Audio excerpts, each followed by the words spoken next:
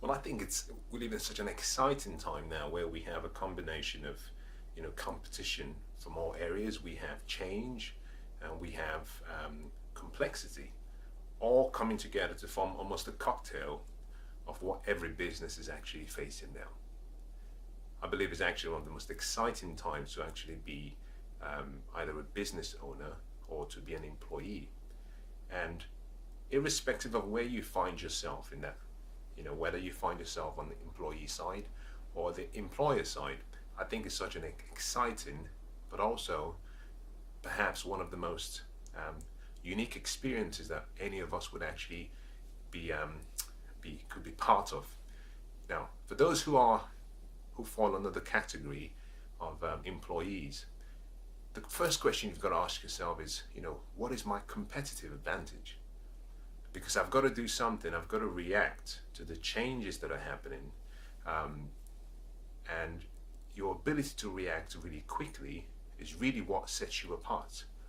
I like what is said that in times of change, learners will inherit the earth, whilst the learned will be fully equipped to deal with a world that no longer exists.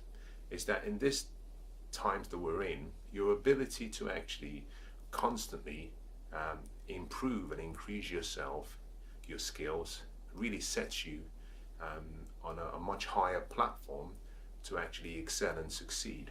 And if you think the changes are actually at its peak, I think you haven't seen anything yet. I think we're still just starting to see the level of change, the level of competition, the level of commitment, complexity, because as the world continues to open up, you're always going to have trade, you will have interaction between countries and companies. So I think it's a great time. What do you do? How do you become that learned person? How do you become the person who actually has the advantage? Well, here are some of my recommendations really. I would say the first thing you need to consider, the first thing you have to do, and these are really what I call guiding principles. I am at the core, at my core, I am really, really all about philosophy and principles. Is that you need strategy, yes, but your strategy has to be supported. It has to be founded on some great principles and guiding philosophies. And if you have a strong set of guiding philosophies and you can back that up with great attitude, then your execution becomes a lot easier with a good strategy. So we're going to go through each section, Let's start with philosophy and principles, and then we'll talk about strategy, and then we'll talk about how to execute. And the first guiding principle I say you have to adopt really is really to see and agree that every day, without fail, that you would actually always add more value than you're being paid for. Now, write that down because that's really important. Every day, without fail, constantly create and add more value than you're getting paid for. Why is this important? Now, this is so important. The reason is simply that you've got to have something that sets you apart. Rather than come from the point of view or from the mindset, which is I think is a limited mindset of thinking, well, I will do my job, but I wouldn't do more than I'm paid for. I think that's almost a loser's mentality. Is a company is not there to exploit its employees. A company is really there to do business, and as part of that business philosophy the company has or vision, the company needs you to actually support that vision. Now you must see beyond the instant gratification. You must see beyond what's in it for me now. I think that's such a flawed attitude a lot of people have. What I call the what's in it for me. Very flawed. Every investment you make is an investment in your future. You see, nothing is ever lost. Nothing is ever lost. Things just change form and change states. So what you might consider as extra sacrifice that you're making now, whilst you may not see the immediate benefit, it really goes into your future. It's like sowing and reaping. You cannot plant the seed in good soil and not get a harvest. You cannot. The only time when that happens is when there is almost a catastrophic event. Perhaps there's a hailstorm, there's heavy rain, someone comes and digs it up. But nature simply says, if you plant good seed and you do it often enough and you do it consistently, 9 out of 10 times you will get a harvest back. And the one that you might lose will be such that all the other 9 times compensate for that one, because it would always give you back much more than you provide. In the same way, you must see your working environment and your company as soil, which means you want to put more value into the soil, and the intention being that by providing more value, those two things, it helps you become someone of more value, but also it helps you become someone who actually is deserving of a greater harvest. I don't know who made this statement or made this quote, but I like it. It says, try not to seek to be a person of influence or success. Seek to be a person of value. So the first guiding principle really is, every day, without fail, seek to provide more value than you're currently being paid for. Very powerful. Now the second guiding principle or philosophy is simply, every day recognize and make a commitment to solve more problems than anyone in your company. See, the purpose for a business is really to solve a problem. The purpose of a business is really to provide a solution to a problem that exists or a problem that is about to exist. So it's about creating value. The company wants to create value. Now, how do you create value? Well, you create value really by either solving a problem or providing a solution to an existing problem. And both of them are somewhat like two sides of a coin. It's almost the same thing. You have to see your work as your reason or the purpose for your role is really to solve problems. So every day, look around you, just keep looking around and keep asking yourself the question, what problems can I solve? What problems can I solve? Become an obsessive problem solver. The reason is, the people who solve more problems are the ones who are remembered. Now, be the kind of person such that whenever there is a problem and the senior management team or your boss says, we have a problem, the first name that comes to his mind is you. Now, to get there, you have to earn it. So I would say you have a roles and responsibilities that you do every day, but don't just stop there. Look out for problems you can solve. Look out for problems you can solve. Become almost an obsessive problem solver. The more problems you solve, the more value you provide. The more value you create or provide, the more you're rewarded, the more you're recognized, the more you're actually held in high esteem. Now, let me clarify something so you understand. Try not to focus on doing more. In most cases, less is actually more. Try not to focus on doing more. It's not about what you do. It's more about what you produce. Never mistake what you're putting in terms of activity for what you're producing in terms of productivity. They're two different things. You see, the quality of your day is really dependent on what you produce, the quality of what you produce. So you can spend 10 hours just going round and round in a circle. Now, let me say something I hope you can write down, because I think this is really powerful. Focus more on being efficient rather than being effective. So focus more on being effective rather than being efficient. You see, efficiency in itself, focus on doing things right. But effectiveness focuses on doing right things. And in the success equation, effectiveness is what gets you through, not efficiency, because there is nothing as bad as doing something so well that shouldn't be done in the first place. And this is the point I'm making. In solving problems, don't focus on what you're doing, focus on the value you're creating, focus on the value that that problem is creating. Let me clarify, make it maybe more practical. If you perhaps are a junior staff, let's use that as an example, and you're paid at perhaps £10 an hour, which means that you're expected to solve problems that are approximately £10 or more an hour. Now you can choose, you can decide that I've seen a problem, but that problem I've seen, actually, I'm going to solve it. The question you should ask yourself is, what is the value of that problem? What is it worth? If you spend all of your time trying to solve problems that are perhaps £5 an hour, you see what you've done is you've reduced your value.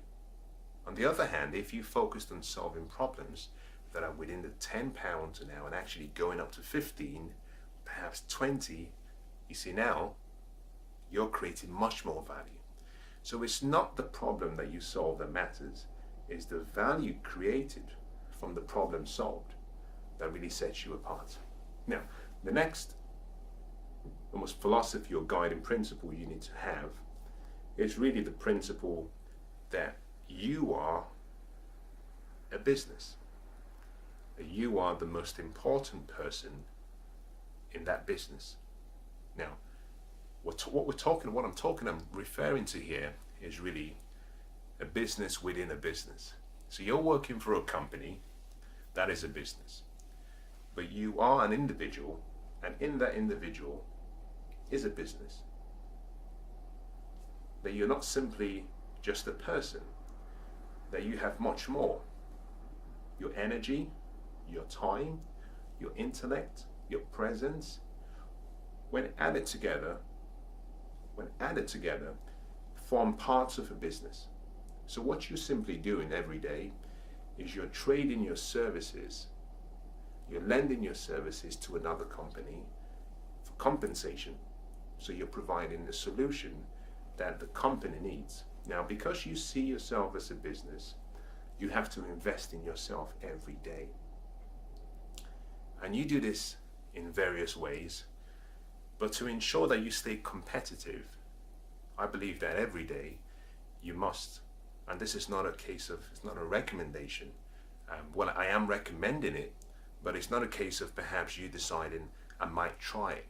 It's those who actually stay ahead are those who are continuous learners, those who invest in themselves. And there are two ways of investing in yourself. You invest in your personal development, which is your personal growth, and also you invest in your professional development, which is actually investing in increasing your skills, your knowledge within the business to be able to do your job much better.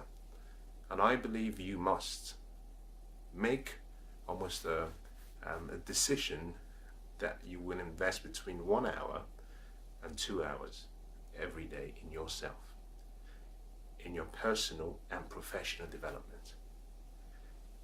My preference would be to say 1 hour for your personal development, 1 hour for your professional development.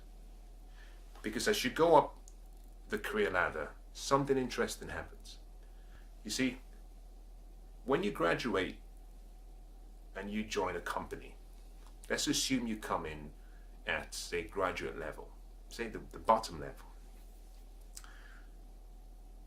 To get in, your competence, your IQ, your technical ability, the skills you have, is used as a measuring scale. But as soon as you get in, your IQ, your talents, your technical ability is almost irrelevant at that point, because it's really an entry-level requirement. Once you're in, Now, the criteria for judging how well you do starts to change. It's then a question of how well you apply your technical ability and you apply your competence, but also how well you balance that with your emotional intelligence. You see, your IQ and your EQ almost have to come together and merge. And this is where your personal development and your professional development come together. Now, the higher you go up the career ladder within the company, the more there's a shift. So when you come in at a very junior level, you require much more technical ability and less emotional intelligence. The reason being your level of responsibility, particularly in dealing with people, in leadership, in management, in delegating, communication, instructing, is a lot less.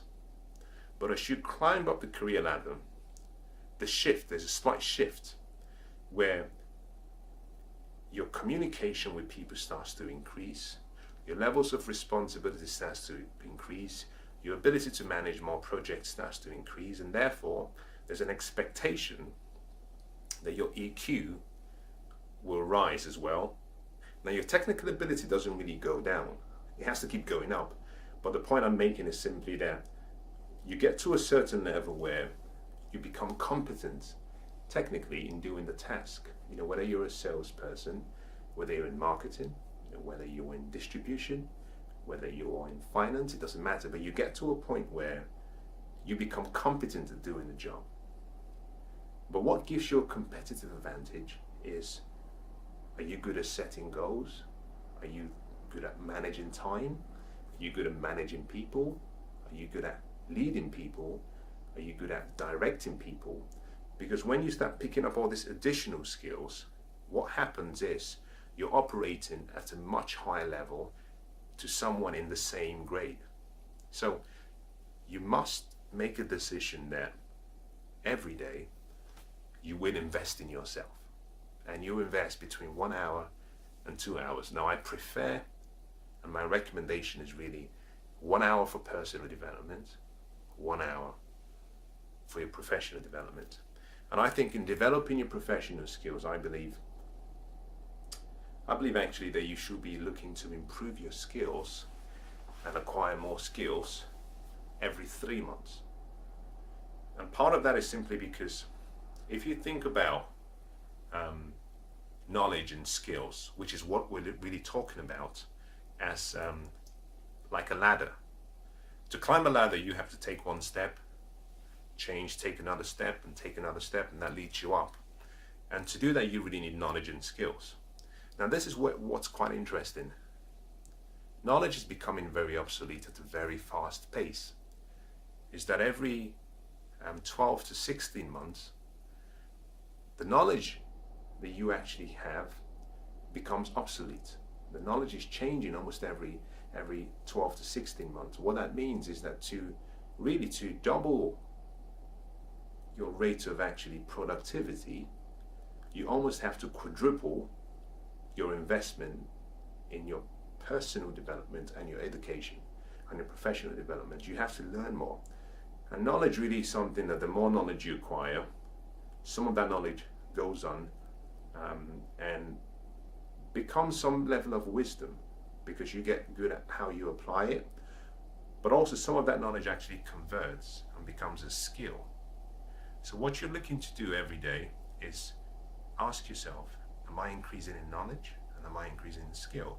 Because if my knowledge is becoming obsolete, every 12 months, then I need to be almost consuming 3 or 4 times the amount of information and knowledge that is available. The 5th item you have is really to take pride in what you do. If you've ever seen perhaps the Olympics, where you have someone actually receiving a medal, interestingly, something happens. The individual is representing the country. And when the medals are presented, the national anthem of the country that is being presented the medal through the individual is played. But there is a level of honor, there's a level of pride you can see in each of the athletes where they feel there's no better feeling. You can almost read it when you see them, where they have this look that says there's no better feeling than to be representing the nation, than to be representing the country. In the same way, you have to see your work as you're representing the company. You're like an ambassador for the company. You're like almost the face of the company. What that really means is for you to actually be a good ambassador, you've got to have pride in the company. You've got to believe in what the company does. You've got to believe in what they stand for.